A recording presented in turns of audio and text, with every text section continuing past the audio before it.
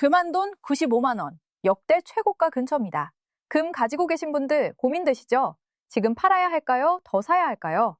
대부분 최고가니까 팔아야지라고 생각하실 거예요. 근데 2025년 초에도 똑같이 말했어요. 금값 56만 원 너무 비싸다. 결과요? 1년 만에 70%더 올랐습니다. 월가 11개 기관 중 8곳이 올해도 금값 오른다고 전망해요. 목표가 5,000달러입니다. 지금 4,600달러니까 8%는 더 간다는 거예요. 근데 여기서 핵심이 있어요. 금을 어떤 방식으로 들고 있느냐에 따라 세금이 0%일 수도 15.4%일 수도 있어요. 이 영상을 끝까지 보면 탈 타이밍과 살 타이밍을 정확히 알게 되고 세금 없이 금 투자하는 방법까지 얻습니다. 먼저 오늘 금 시세부터 정확히 짚고 갈게요. 2026년 1월 17일 기준 한국금거래소 발표입니다. 순금 24K 한돈, 살 때 95만 4천 원, 팔 때 79만 8천 원입니다. 어제보다 1,000원 내렸어요. 18K는 살 때 71만 1,000원, 14K는 살 때 55만 1,000원입니다. 국제금 시세는요. 온스당 4,596달러입니다. 역대 최고가가 4,642달러였으니까 지금 최고가 바로 밑에서 움직이고 있는 거예요. 근데 여기서 이상한 게 있어요. 금값이 이렇게 올랐는데 왜 계속 오른다고 할까요? 46년 만에 최대 상승장이라는데 거품 아닐까요? 숫자로 보여드릴게요. 2025년 한 해 동안 국제금값이 얼마나 올랐는지 아세요? 연초 온스당 2,641달러에서 연말 4,341달러까지 갔어요. 64.4% 상승입니다. 1년에 64%요. 주식도 이렇게 오르기 힘들어요. 12월 26일에는 장중 4,550달러까지 찍었어요. 사상 최고가였습니다. 그리고 2026년 들어서 2주 만에 또 최고가를 갈아치웠어요. 1월 14일에 4,642달러를 찍었습니다. 왜 이렇게 오르냐고요? 이유가 세 가지 있어요. 첫 번째, 세계 중앙은행들이 금을 미친 듯이 타고 있어요. 이거 비유로 설명해 드릴게요. 학교에서 제일 공부 잘하는 애가 갑자기 학원을 바꿨어요. 그러면 다른 애들도 뭔가 있나? 하면서 따라가잖아요. 지금 세계 경제가 그래요. 미국 달러가 기축통화잖아요. 근데 중국, 러시아, 인도, 터키 같은 나라들이 달러 대신 금을 쌓고 있어요. 달러 못 믿겠다는 신호예요. 중국이 작년에 홍콩을 통해 수입한 금이 전년 대비 101% 늘었어요. 2배로 샀다는 거예요. 역대 최고 수준입니다. 두 번째, 지정학적 리스크예요. 쉽게 말하면 세계가 불안해요. 러시아 우크라이나 전쟁 3년째 진행 중이에요. 중동도 불안하고요. 미국, 중국 무역 갈등도 다시 터졌어요. 트럼프 대통령이 관세 카드를 또 꺼냈거든요. 전쟁 나고 갈등 생기면 사람들이 어디로 도망가요? 금이에요. 금은 어느 나라가 망해도 가치가 있어요. 달러는 미국이 흔들리면 같이 흔들려요. 근데 금은 5,000년 동안 가치를 인정받았어요. 그래서 위기 때마다 금값이 오르는 거예요. 세 번째, 금리 인하 기대감이에요. 이것도 쉽게 설명할게요. 은행에 돈 맡기면 이자 주잖아요. 금리가 높으면 이자가 많으니까 금 살 이유가 없어요. 금은 이자를 안 주거든요. 근데 금리가 내리면요. 은행 이자가 줄어드니까 차라리 금사자가 되는 거예요. 미국이 2024년 9월부터 금리를 3번 내렸어요. 1%포인트 넘게 내렸습니다. 금값이 폭발한 이유 중 하나예요. 자, 그러면 핵심 질문으로 돌아갈게요. 지금 금 팔아야 해요? 더 사야 해요? 결론부터 말씀드리면요. 지금 당장 팔 이유 없습니다. 근데 지금 당장 올인할 이유도 없어요. 왜 팔 이유가 없냐고요?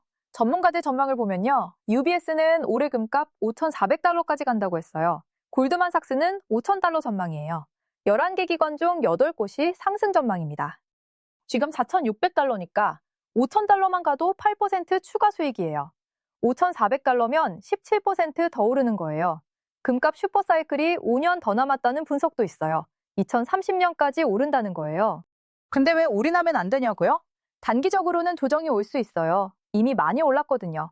1월 14일 4,642달러 찍고 지금 4,596달러로 좀 빠졌잖아요.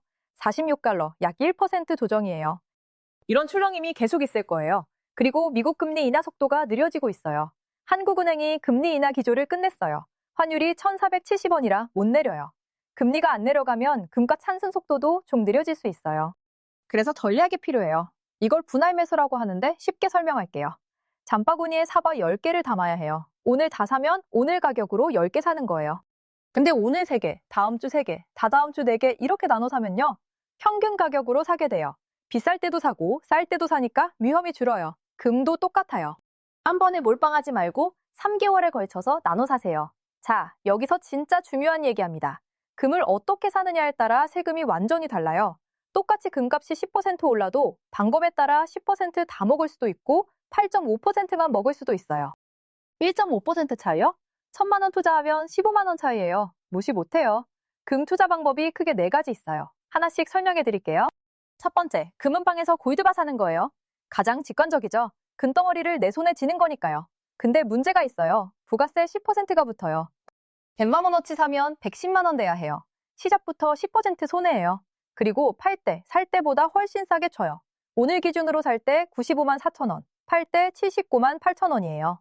15만 6천 원 차이예요. 16%나 깎여요. 금값이 16% 올라야 본전이라는 거예요. 비춥니다. 두 번째, 은행 금통장이에요. 볼드뱅킹이라고도 해요. KB국민은행, 신한은행에서 할 수 있어요. 0.01g 단위로 살 수 있어요.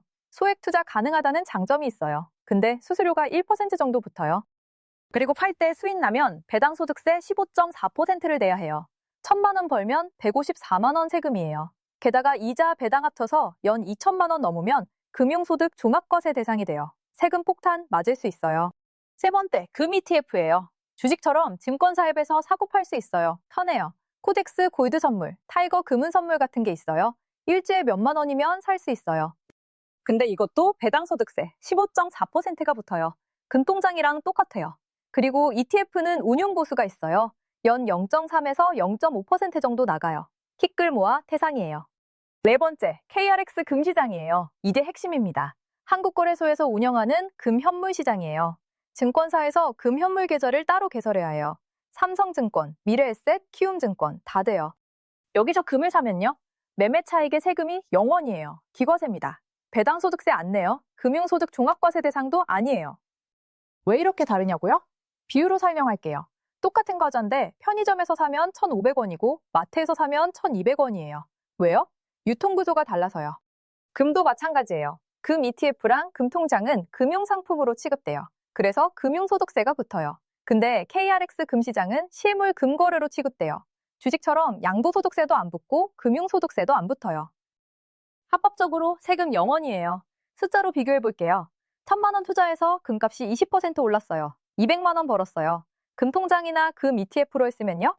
200만 원에 15.4%, 30만 8천 원 세금 내야 해요.